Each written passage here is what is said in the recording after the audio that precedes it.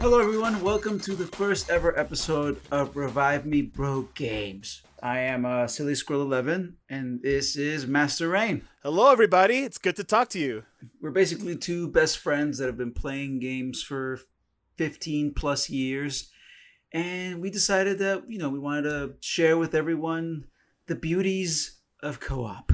Yeah, we've been having fun playing for a really long time now. We're both married guys, and we both find the time to play and to do what we can online. So this is just like the next step of like having just a ton more fun online with everything that we're doing, and we just want to share experiences with you guys as we go on, and as we go on these adventures of multiplayer games. And there's so much coming out. Oh my god! Like I can't wait. Oh my god! I can't wait. Yes. We've been playing co-op games since basically the Nintendo 64 days. And I think for every platform, we've at least played a game together. Pretty much. Least. And lately, our friend Master Rein here bought himself a uber powerful computer. So now we can play Age of Empires 2 together. Yes, I have entered the master race as Master Rein. It was a long time coming. Let me tell you guys, all I ever had before this was a gaming laptop that had a whatever GPU in it. It was enough to run Team Fortress 2 back in like 2009.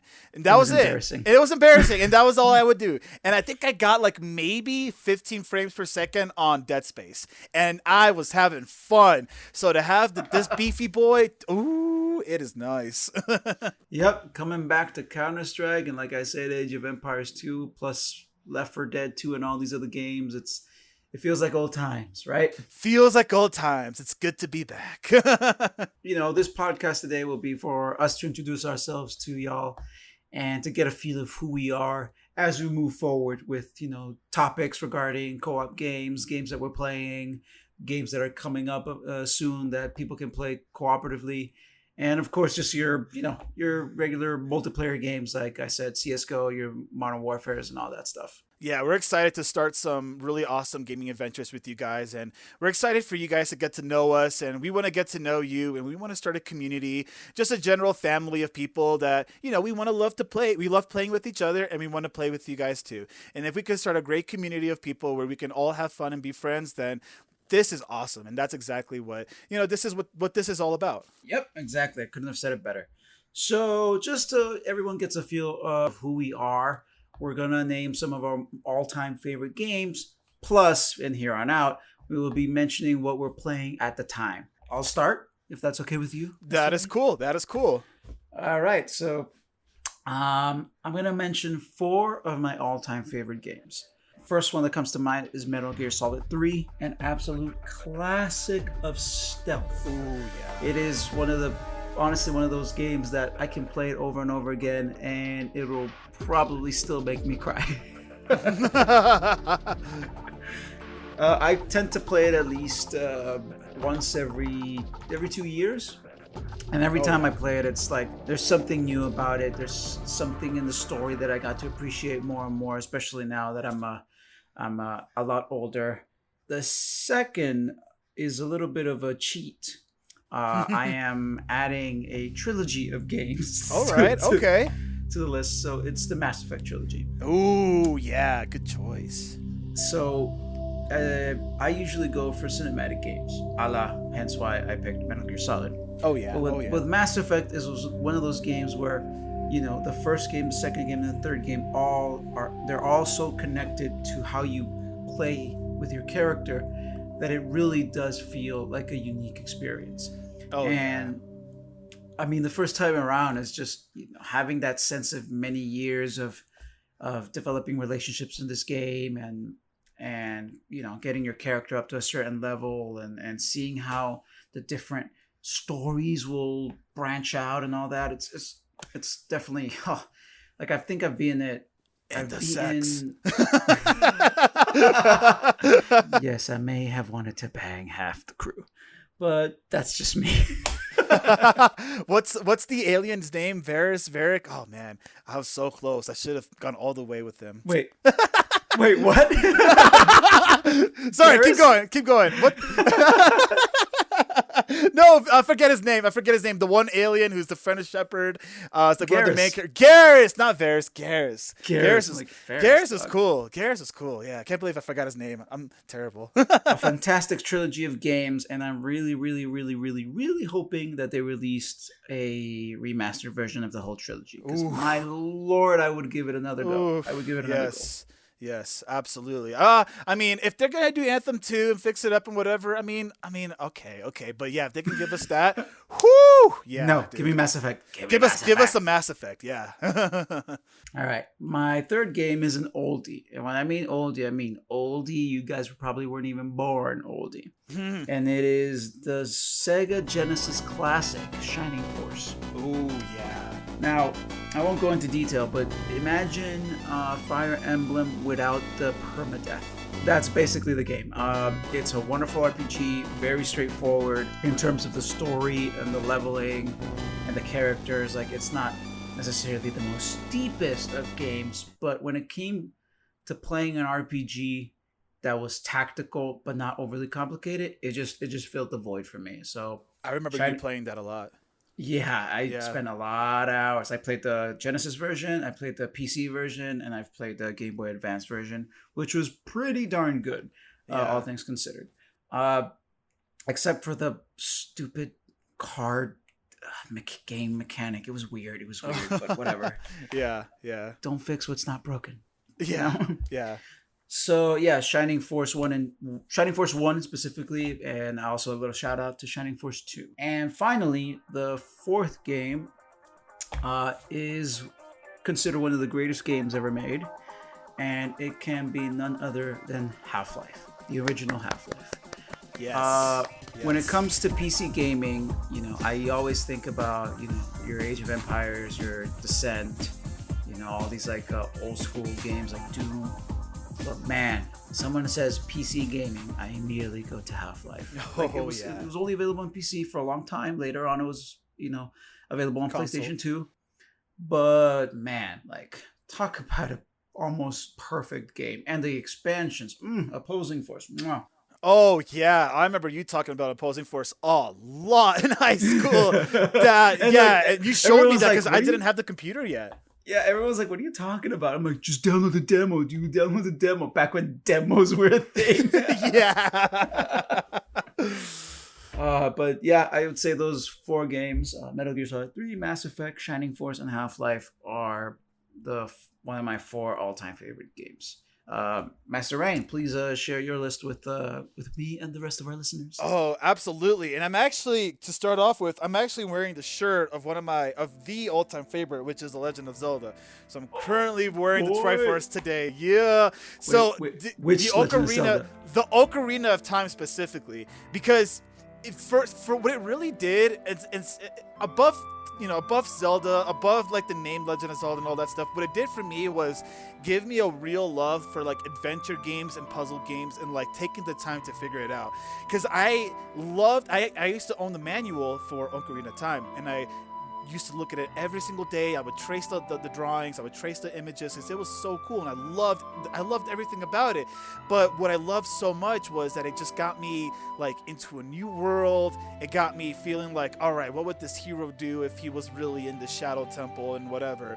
And I remember as a kid, I was that was the worst part. I couldn't even go to where those wee deads were. I would freak out. Now as an adult, I'll go in there and I'm like, face me. It's just nice, it's just that adventure, the hero kind of feeling. That was awesome at that time. And at the time I had been playing Donkey Kong Racing and a couple of other little games like some soccer games and the NFL games that are coming out at the time for the N64. So when Zelda came out, I didn't know anything about Zelda. I didn't know really much about adventure games, and I played it and I was hooked.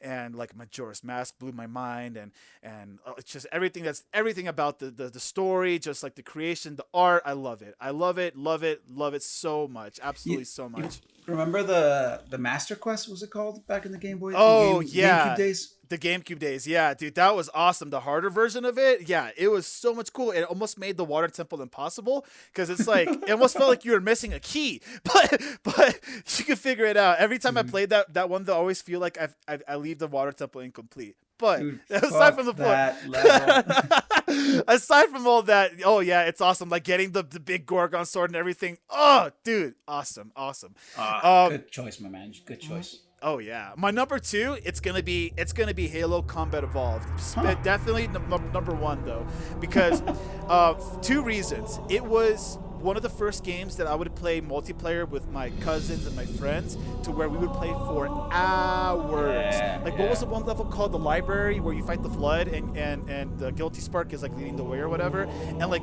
I feel like that one like lasted, like it could last a really long time, and it was so fun just going through and blasting these zombie things with my cousins. And we're just like, I never even owned an Xbox. Like, this is still on my list, and I never owned an Xbox, mainly because like it was that experience, that co-op experience of going through the game with somebody else and just like blasting those enemies too. That PvE experience was so good. And the character of Master Chief, like the suit he's wearing, the lore behind it. I mean, come on, dude. You- Iconic. iconic. And you got me into the books too. Like, don't forget that. Yes. You got me into the Reach book. Like, I never knew about all that kind of stuff, and Oh, reading my that was Lord. like mind-blowing, to like know that there's all this deepness to the lore. And replaying Halo 1 and just thinking about where Master Chief is coming from Exactly, and what yeah, happened yeah. and what happened in Reach. Dude, it just adds so much more to the game. And then playing it by myself, that when I actually had a computer that could play games, Halo was a game that I would play over and over and over and over again, because I didn't have internet. I didn't have much at the time. But I played that so much. I would play. I would listen to Linkin Park and just go through the game over and over and over, like on the hardest difficulties, and it was so awesome. Oh gosh. Dude, I can totally see you. Like, it's playing like All by Myself by Linkin Park while you're like shooting some elites. Yes. Which, if you remember, I ended up making some Linkin Park, one Linkin Park Halo video for Halo 3. Well, maybe if I can dig it up, we'll post it to the site. Yeah, no, I'll But- dig up my old Halo DBZ video. Yes, dude. Yeah, but Halo, iconic to what it did to the shooters, which leads me on to my next point, which is Call of Duty. Which, sadly, we were just discussing how we're probably going to skip the new Call of Duty for very many personal reasons, gamer reasons specifically. Yeah. Right? I mean, if you guys want to know, just hit us up in the comments, and we're more than happy to go into detail on why we're probably not going to buy the newest one. Yeah, and if you want a whole video on it, we'll discuss it. There's a lot of reasons why. I think with Call of Duty and the companies behind them, I think they're working hard, and for that, I applaud them. So my number 3 is going to be it's going to be a Call of Duty / Battlefield. That's what I'm going to say. It's going to be like this arcade military shooter. They've always been a staple. They've always been a favorite. I've always owned a military arcade shooter where I just go in, just have fun, get blasted, get wrecked. It's okay. I know I'm not that great at those games, but I still go in because that's part of the fun with those games. There's something so stress relieving when you go into a very high intensity, high stress match, when there's all these snipers around and shotgunners and there's running around, and these guys are no scoping you with the sniper. And yeah, after a full day of work and you're trying to relax, it kind of gets under your skin, right? But that's part of the fun. Like, that's part of the experience. And so there's something about that like, yeah, it kind of pisses me off sometimes when I get wrecked in the round, but there's always that part of me like, I gotta try harder. And it's always so gratifying when you try harder, or you just go into the ultra instinct mode and you get the headshot on top of headshot on top of headshot, and you win, and you're in the top 3, and you're like, yes, feels so good. You know, like, it almost makes you you don't want to stop playing the game because it felt so good. And then like a game like Battlefield, because you can't really do this in Call of Duty, but Battlefield, when you can snipe across the map, oh my god, that is one of my favorite things to do, is to get good with the sniper in Battlefield, learn how to use it, go across the map, and then just get those headshots. That is probably the most stress relieving thing I can do in gaming, is to get those sniper headshots. Not the no scope. I'm talking about the ones where you're there tactically, you watch the bullet fall and it hits him in the head. Like butter, you know? Sadly, I am getting Battlefield 1 vibes right now. Yes, yes. Oh, do we have a lot to say about Battlefield 1? We'll Oh, get to that. We'll we'll get to get to that. that. We'll get to that. And then my last game here is going to be Minecraft. And Interesting Minecraft, choice. Okay. exactly, yeah, interesting choice. It's a newer game, but there's something so special about Minecraft, and it's that my wife and I have binged this game so much. I don't even know how many hours we've poured into it at this point, but we have created so many worlds and so many villages, and we love to go in and use the potion of the golden apple. And what's it called? Potion. I forget what the potion is called right now. Off the top of my head. I'm not too versed with Minecraft. Yeah, I've only played it a couple but times in my life. yeah, but I love going in and rescuing the zombie villagers and converting them back into villagers, and then creating a massive village. Converting them back into zombies. Zombies, yeah, converting them back into villagers, and then we create these massive villages. Like we tried to create the Hidden Leaf village from Naruto. We had this massive cliffside, and we had this humongous village with like 30 different NPCs in there, and we were trading. Like this village was like booming for a while there, and it was awesome. And every update that we get, we always try to do a new game so we can get the new updates. Like when the pandas came out, like you obviously don't know about this, but they added pandas to Minecraft, and we were like, oh my god, pandas! And it's Minecraft is one of those games where it's very simple, very basic, but the idea and the content in there is just so great. And one of my favorite things about Minecraft, not only is it a game that I can play with my wife and that we can both just play for hours and have a ton of fun with, there's a very creative aspect to it, which it just gets your brain juices going. So one of the missions that I created was a automatic sugarcane machine, to where it would automatically mine sugarcane for me. So I would just go to a chest, and there would be hundreds of sugarcane there, and I would use it for sugar, I would use it for paper, whatever I needed, right? And I created that machine. I didn't look on a review, or I didn't go on YouTube. I didn't see anybody who had created it, even though I'm sure there's people who have created it. It just hit me. I was playing the game, and I was like, Aaron, I bet I can create this thing. Like, oh my god, like this is I gotta try it. And she was like in the middle of she was like mining diamond, and she was like deep underground, and she's like, well, I'm not coming up. Go for it. And so it like that is so much fun. And since we're playing on the same screen, or sometimes we'll play like split screen, or like two screens, I mean, we're in the same room, we're vibing off each other. It's just a ton of fun. And I know a lot of married guys out there wish that their wives would play more games with them. So to have a game that I can play for hours and hours and hours with my wife, it is so much fun. And in fact, we're modding Minecraft right now, and we're going to create some really special worlds. So I'm excited to share some of that with you guys as well. But yeah, those were my top 4 right there. Also, if I may make a suggestion for all the guys who want their wives to play games, Castle Crashers and Overcooked are a very good option. Ooh, Overcooked, yes. Although granted, with Overcooked, prepare to fight. Yeah, it's gonna flex your marriage muscle, but you know what? It'll make you closer. It will make you into better communicators. You'll be forced to, or else you won't pass. So as you can see, Master Rein and I, we have quite the variety of games that we play. They're also pretty different in terms of genres, but now and then him and I come together and decide to kick it by either playing a co-op game of our choosing, or that's either story driven or just simply run and gun or whatever. So like I kept thinking like some of the games that come to mind that you and I have played together have been like Gears of War. Yeah. Yeah. So we've also played Perfect Dark a lot. That was a big one back in the day. Smash Bros. Like who didn't, right? I mean, yeah, exactly. Right. Mario Strikers. That was a funny one. That was crazy. That was intense. We played Phantasy Star Online in the GameCube quite a bit, actually. We got pretty far, and I don't remember much of it, but we got far there. It was weird. Yeah, we easily put in like around 30 hours. Like, yeah. And the only way you could play this is by going to someone's house, So it was 30 hours of Master Rein and I going like, hey, you coming over? Yeah, bring Phantasy Star. Exactly.